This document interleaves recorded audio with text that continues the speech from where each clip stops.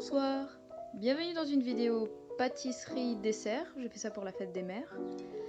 C'est pas du tout un tuto parce que j'ai fait plein d'erreurs, le rythme risque d'être assez rapide malgré que la vidéo soit longue, il y a tellement d'étapes, on est parti. Donc tout d'abord j'ai voulu faire une pâte de pistache pour mes macarons, donc j'ai pris des pistaches non salées que j'ai décortiquées.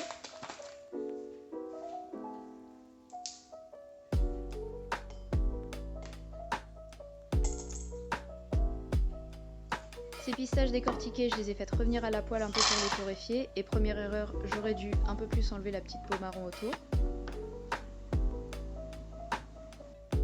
Une fois que ça s'était fait, j'ai fait un sirop avec du sucre et de l'eau. Et deuxième erreur, j'ai mis beaucoup trop d'eau. Donc j'ai dû refaire mon sirop. Je suis un peu teutée, désolée. Une fois que le sucre est dissous, j'ai ajouté les pistaches pour les enrober de sucre. Donc en éteignant le feu, ça va prendre petit à petit autour des pistaches en mélangeant. Ces pistaches, ensuite je les ai mixées avec un peu de poudre d'amande.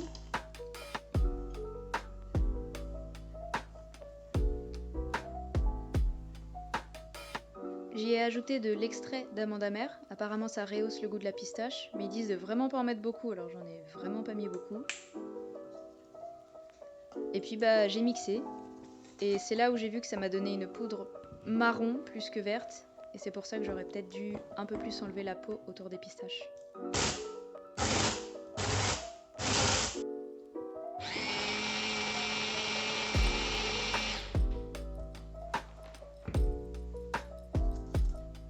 Donc une fois que j'ai cette poudre bien marron, bien appétissante, j'ai ajouté une cuillère à soupe d'huile. C'est ce que j'ai fait de base en suivant la recette, mais finalement j'ai eu besoin de plus d'huile pour avoir justement cette pâte à pistache. Donc j'en ai ajouté plus.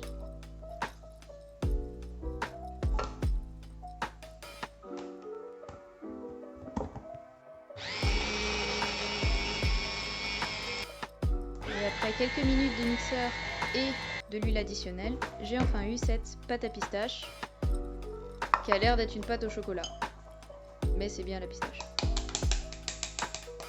Et du coup cette pâte, je l'ai mise dans un bol et je l'ai gardée au frigo, qu'elle reste bien au frais, le temps que j'attaque la suite.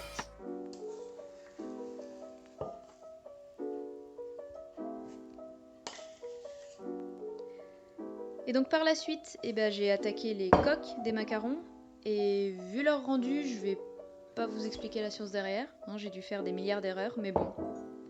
J'ai commencé par tamiser mon sucre glace et ma poudre d'amande. Et tamiser, c'est super important pour avoir des macarons lisses, apparemment.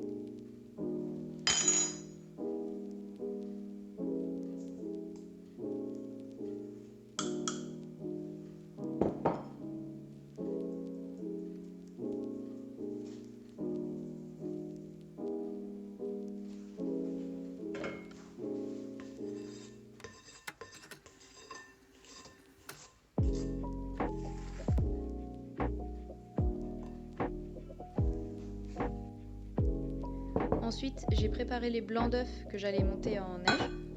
Donc j'ai tout simplement séparé le jaune du blanc de 2 œufs.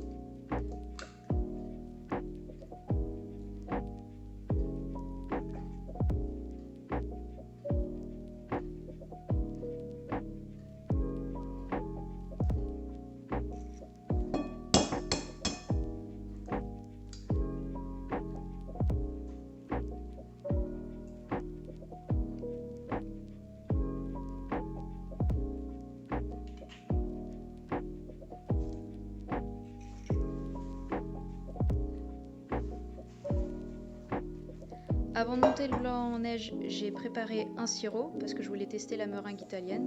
J'avais l'habitude de faire une meringue française et ça marchait pas, donc bon, on essaye d'innover. Donc j'ai mis une tonne de sucre et un peu d'eau.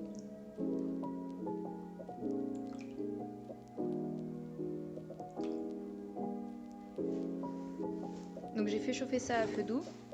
Et une fois que le sucre est bien dissous et que ça a atteint une certaine température, j'ai commencé à battre mes blancs en neige.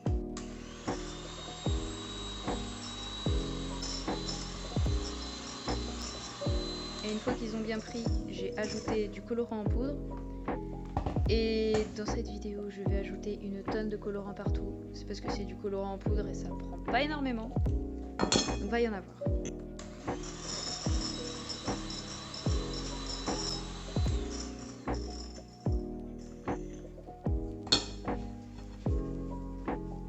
Donc une fois que ça c'est bien monté en neige, j'ai ajouté le sucre qui normalement a atteint la bonne température. Et donc j'ai ajouté progressivement tout en battant encore mes blancs en neige, histoire d'avoir une meringue bien lisse et bien brillante. Plus de colorant. Et peut-être que là j'ai fait des erreurs aussi, peut-être que j'ai ajouté trop tôt, trop tard, que j'ai trop battu mes blancs ou peut-être pas assez, je sais pas trop. Enfin voici ce que j'ai fait. Ensuite, j'ai ajouté le blanc de 2 œufs à mon mélange poudre d'amande sucre glace.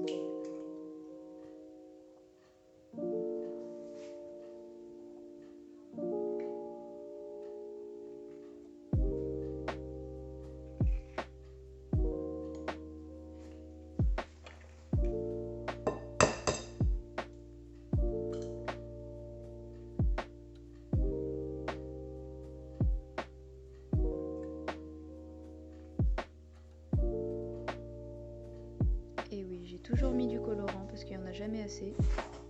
Et donc j'ai mélangé cette mixture, cette pâte.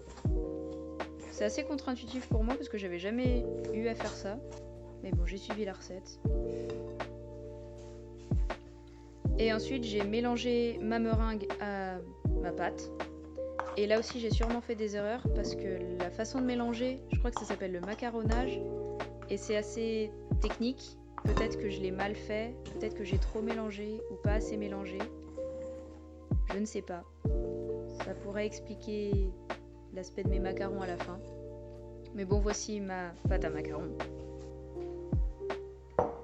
J'ai pris un bocal et ma poche à douille pour faciliter la mise en poche, mais le bocal étant petit, j'ai fait comme je pouvais.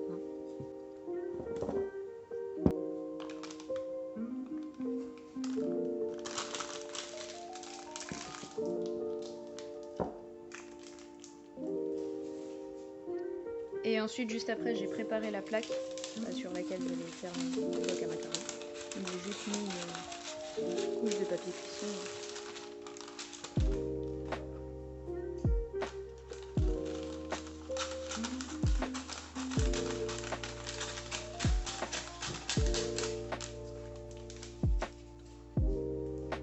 Et j'ai fait mes coques. Et là, j'ai sûrement dû faire des erreurs aussi. Je les ai peut-être fait trop proches les unes des autres. Trop grande aussi, ça c'est un des défauts que j'ai souvent. Enfin bon. Et chose qui n'a pas facilité, c'est que ma poche à douille était cassée en fait. Donc ça fuyait. Et c'est pas évident de faire des macarons quand ta poche à douille fuit. Voilà. Ensuite j'ai tapé la plaque, on le voit pas, mais contre la table, histoire d'avoir des macarons vraiment lisses. Et j'ai laissé poser. Et ça c'est la deuxième tournée où j'ai fait la même chose.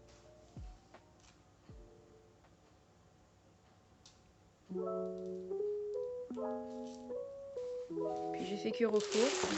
Et là c'est la deuxième tournée qu'on voit, donc il n'y a pas le pied des macarons, mais au moins la coque est lisse. Parce que la première tournée, les macarons étaient craquelés. Et là je les ai décollés, on ne sait pas si c'est peut-être trop cuit, pas assez cuit, j'en sais rien, mais bon voilà. Ensuite, à partir de ma pâte à pistache, j'ai voulu faire une ganache. Donc j'ai pris le chocolat blanc que j'ai fait fondre au micro-ondes. Et j'y ai ajouté donc la pâte à pistache préparée plus tôt dans la vidéo.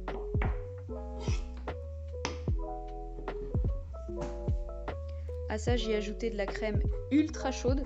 Ça m'a brûlé les doigts. Et donc je l'ajoute petit à petit en 3 fois.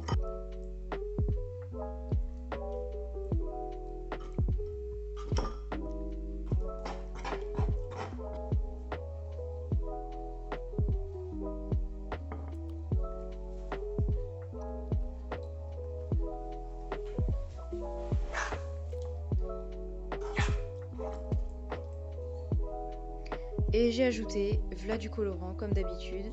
J'ai même repris avec du colorant liquide parce que ça donnait une couleur dégueulasse. Ensuite, quand ça a reposé 2 heures au frigo, j'ai voulu faire une ganache montée. Donc j'ai pris de cette ganache à la pistache. J'ai ajouté de la crème ultra froide et j'ai fouetté. Sauf que ça n'a jamais monté, c'est toujours resté très liquide.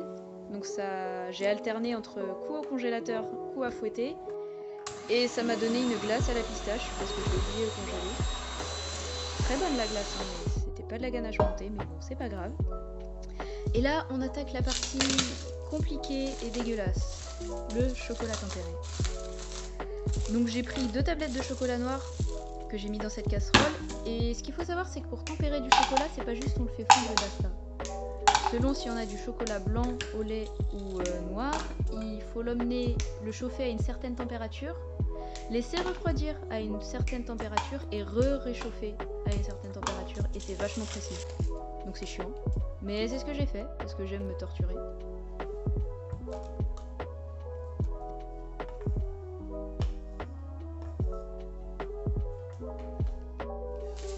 Ensuite, ce chocolat, je l'ai utilisé du coup pour faire les pétales et tout ce qui va être la déco. Donc là, j'ai pris des bouts de feuilles pour couvrir les manuels, que j'ai nettoyé bien sûr. Et j'ai mis une bonne dose de chocolat sur chaque. Bonne dose que j'ai ensuite étalée, et on voit très vite que ça devient la partie cracra, un peu. Parce que quand il est tempéré, le chocolat, il est très épais et ça colle. Donc ça en fout partout, c'est difficile à manipuler. C'est pour ça qu'il me manquera des bouts de vidéo que j'ai dû compléter avec des dessins très qualitatifs. Mais bon, une fois que j'ai étalé le chocolat sur ces feuilles, j'ai tapé un peu les feuilles contre la table, histoire d'avoir une surface ultra lisse. Un peu comme ce qu'on fait pour les macarons.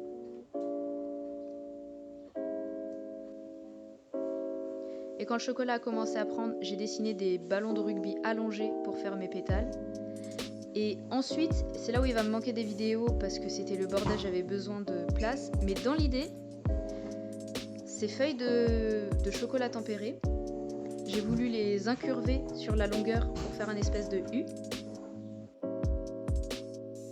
Et de les placer dans des emporte-pièces assez grands pour pouvoir maintenir ce U et que les pétales soient arrondis.